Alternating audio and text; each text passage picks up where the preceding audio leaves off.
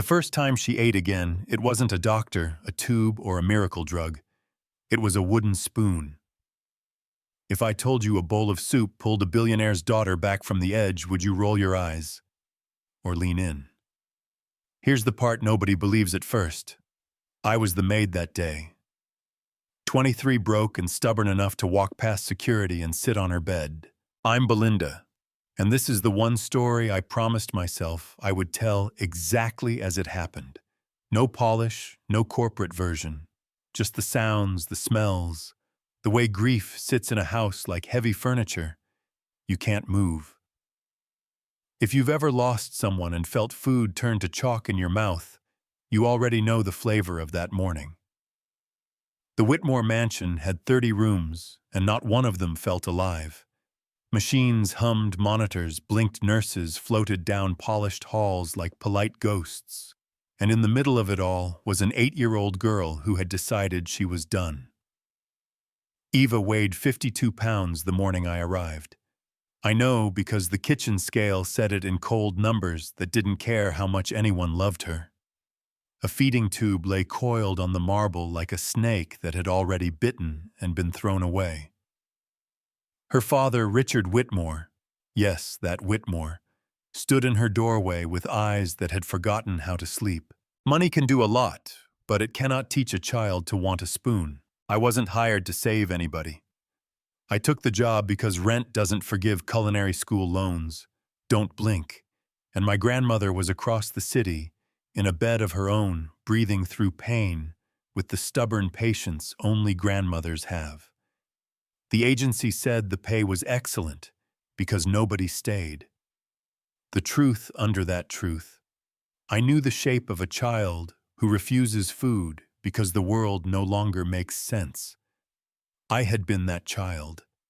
I knew what it felt like to think eating is betrayal. You know what I mean. Mrs. Chen, the head housekeeper, met me at the door, bun tight, voice soft kindness, fighting exhaustion. You're Belinda. Thank God. It's been a lot. She gave me a quick tour that felt like someone walking you through a museum of sorrow. Guest wing, staff wing, kitchen, laundry, hush, hush. And then she said my duties were simple, keep things clean, be around. But her eyes said the quiet part out loud. If you can reach that child in any way the experts haven't, don't you dare wait for permission. So I didn't. Pattern interrupt. This is where most people stop at the threshold and ask for instructions, right? Yeah, that didn't happen. I walked past the nurses, past the closed doors to the last room on the left, with a small sign in careful handwriting that said Eva's Castle. The door was ajar. Inside the wall was a collage of before. Eva and a laughing woman with summer in her smile. Catherine, her mom, gone 3 months now. Richard sat hunched forward, whispering, "Please, baby, just one sip of water." The plea hung in the air like a frayed thread, and still he held on. I should have knocked. I should have said housekeeping like a good new hire. Instead, I pulled a worn wooden spoon from my apron pocket, sat on the edge of Eva's bed, and began stirring the air above an invisible pot. No words at first, just a low hum, the melody my grandmother used when I went 3 weeks without food after my parents' car accident. The tune isn't in English or any language I can name.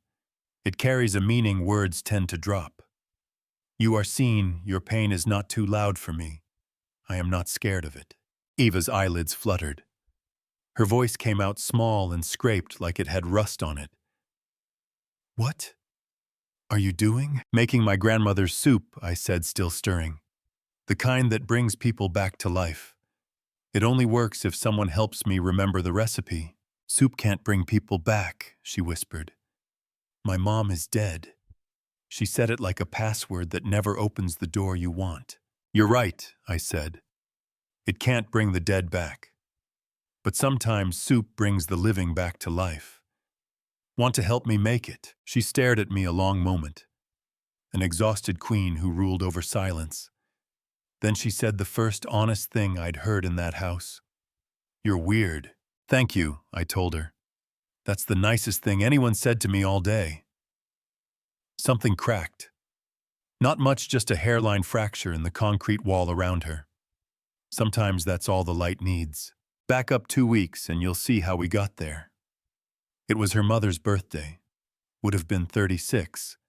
And Ava had woken early to make French toast the way her mom did, cinnamon vanilla extra milk for custard.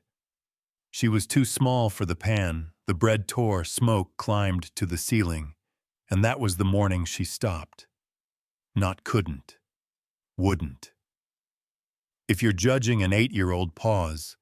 If the smell of your mother's favorite breakfast hurt like a knife, would you swallow? Doctors came, therapists, nutritionists, a parade of initials and earnest eyes. A feeding tube was placed and she ripped it out. Another same result. A third.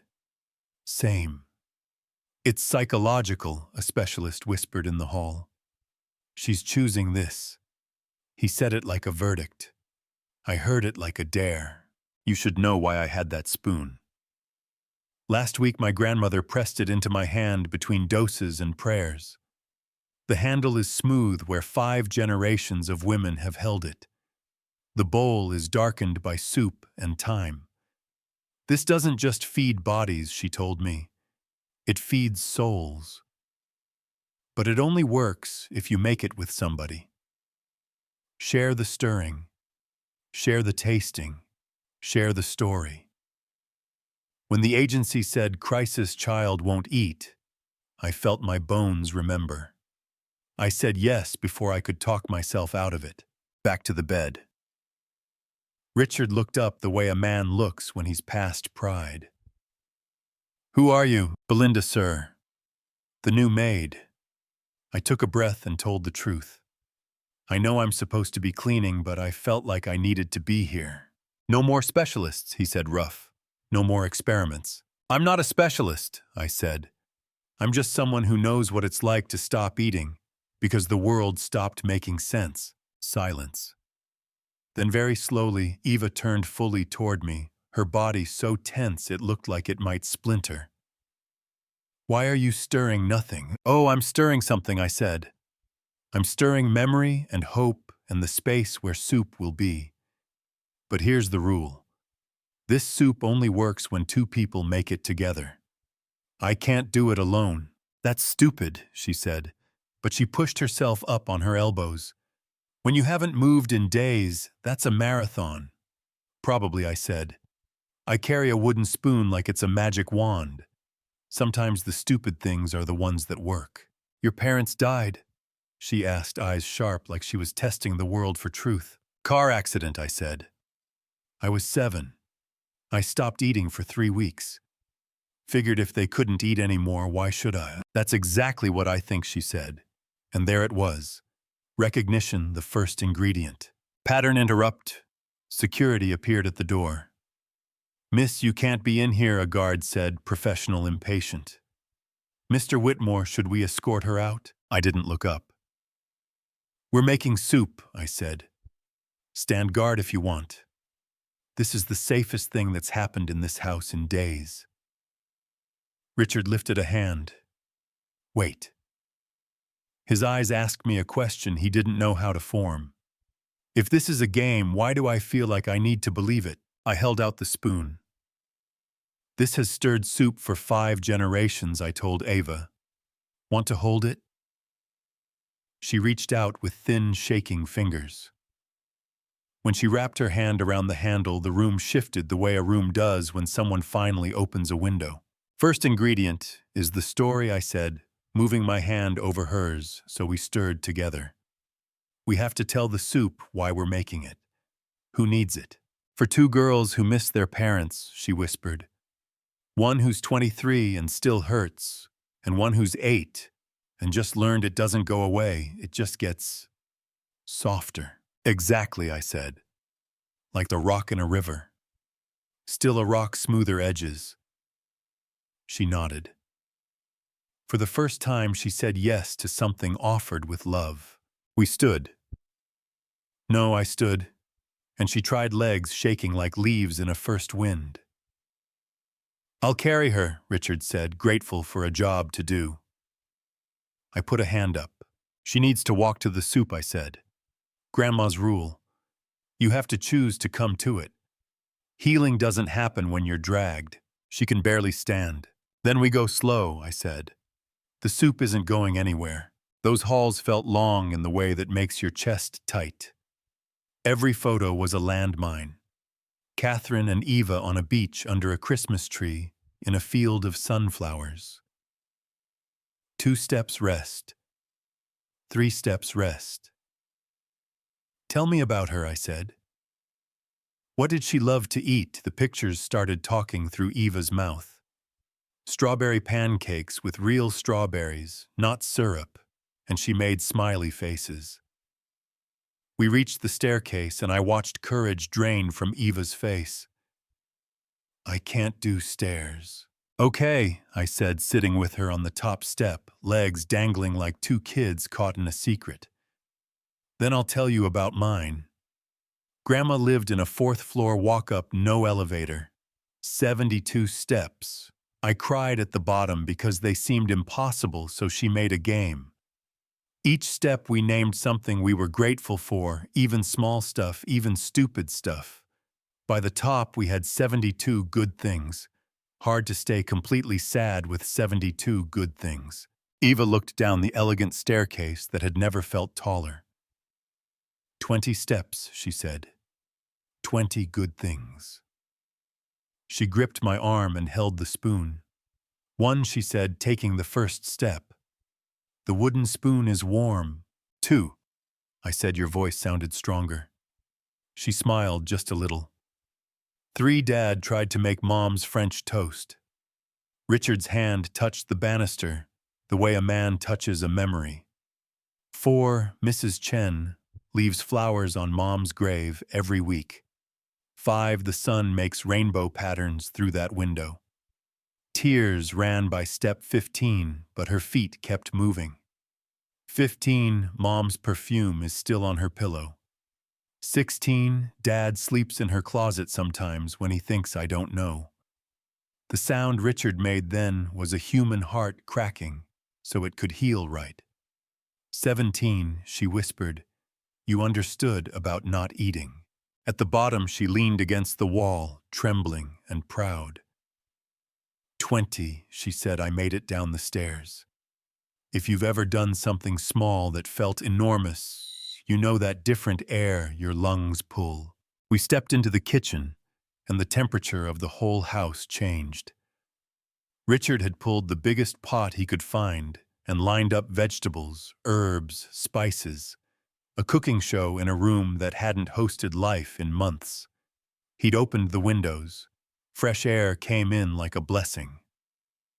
"Perfect," I said, helping Eva onto a stool. Rule time. This soup has rules. Not the kind that say you must eat.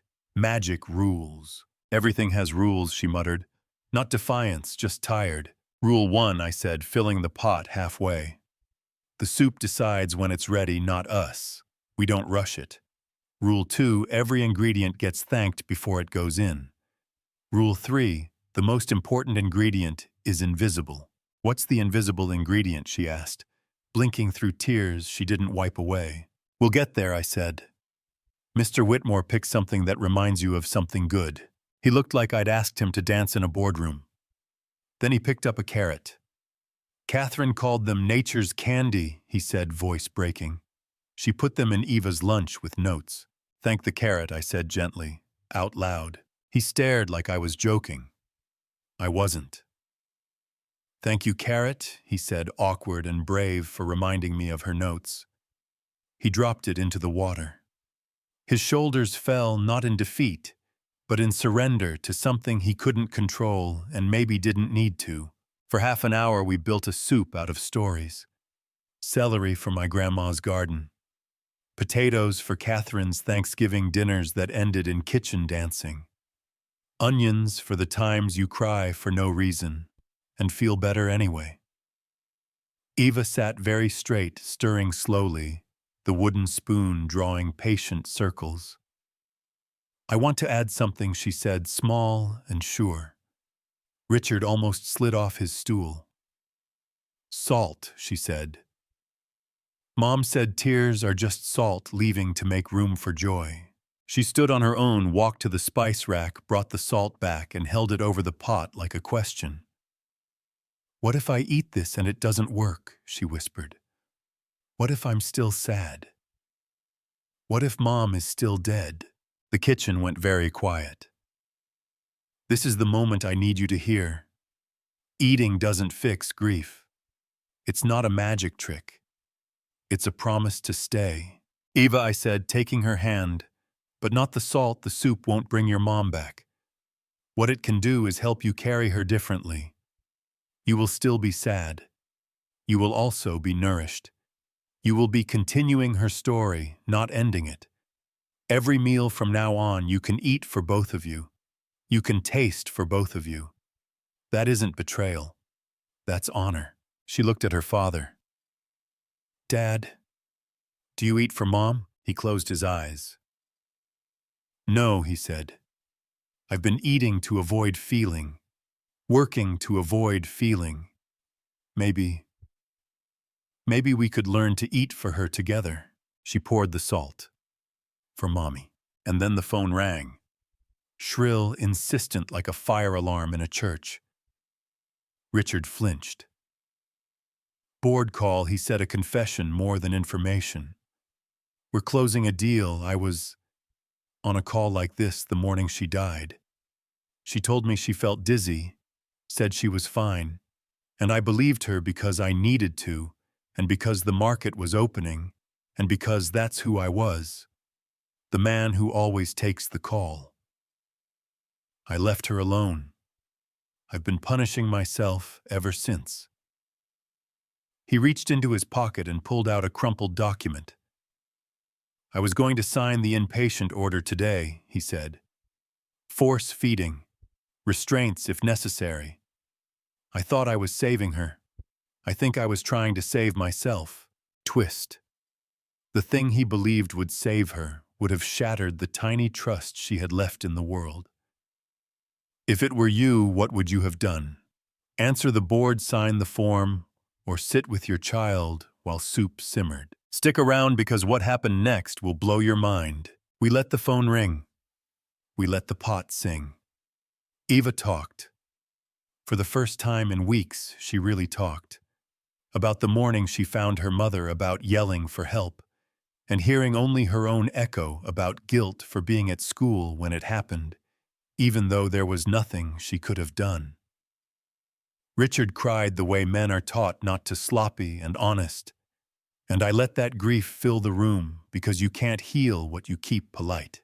"The invisible ingredient," Eva whispered when the soup began to talk in little bubbles. "What is it?" "Forgiveness," I said. "Not for doctors or fate. For you. For being alive when she isn't. For wanting to eat this soup. For laughing again someday. You don't have to feel ready. You just have to stir." I handed her the spoon. She stood on the stool. Richard steadied her without fixing her hair or wiping her nose. "I forgive myself for being alive when Mommy isn't," she said. "I forgive myself for wanting to eat this soup. I forgive myself for maybe being happy again someday." "Your turn," I said to Richard. He took the spoon like it might crack in his hands. "I forgive myself for not being home when she died," he said. "I forgive myself for not knowing how to help Eva.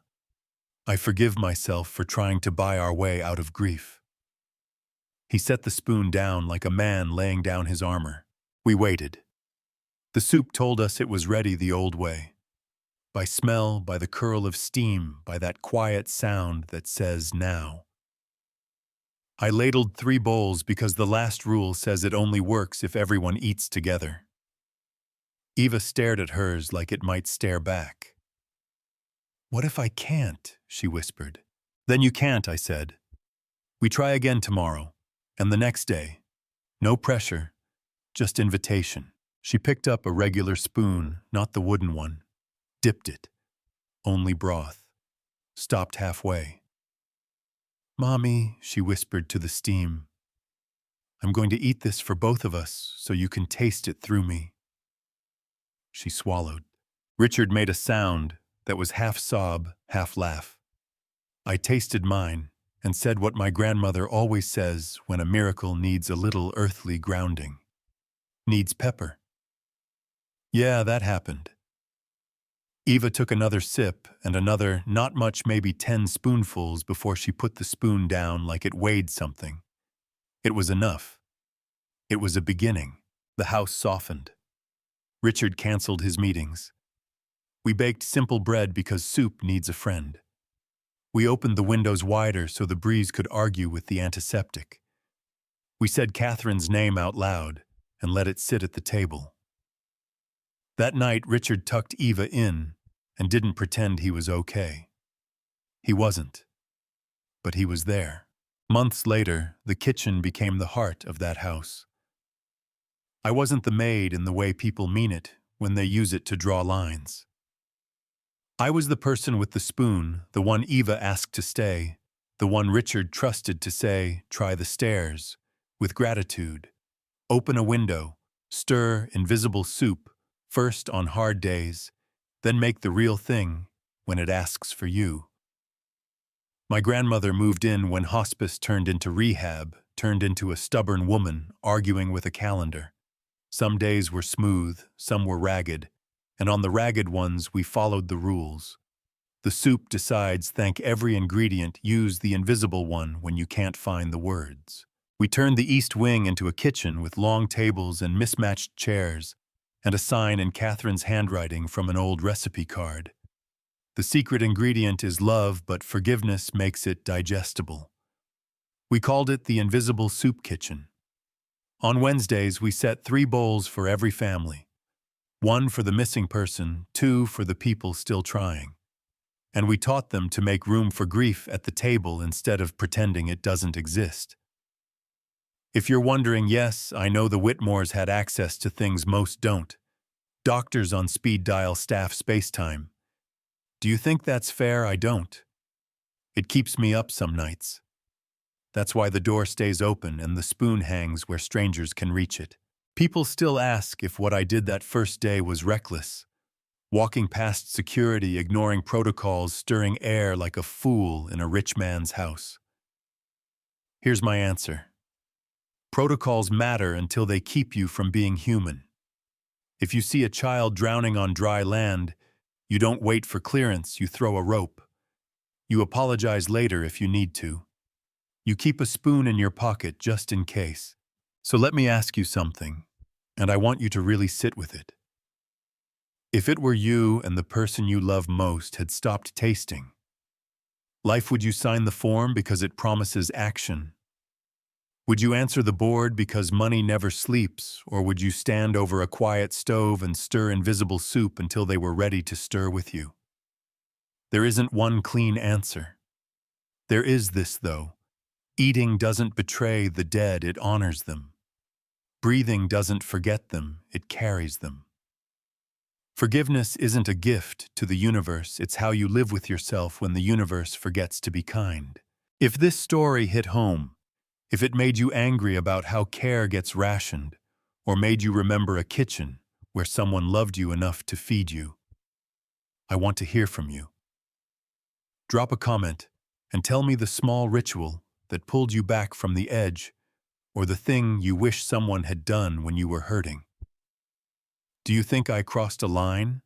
Or do lines exist so we can decide when love is worth stepping over them? Share this with the person who needs a bowl of invisible soup tonight. Save it for the day you forget how to be hungry for life. And if you want more true stories about ordinary people doing impossible things in kitchens that refuse to stay quiet, hit subscribe. I'll keep the windows open, the water warm, and the spoon on the wall, just in case you need it.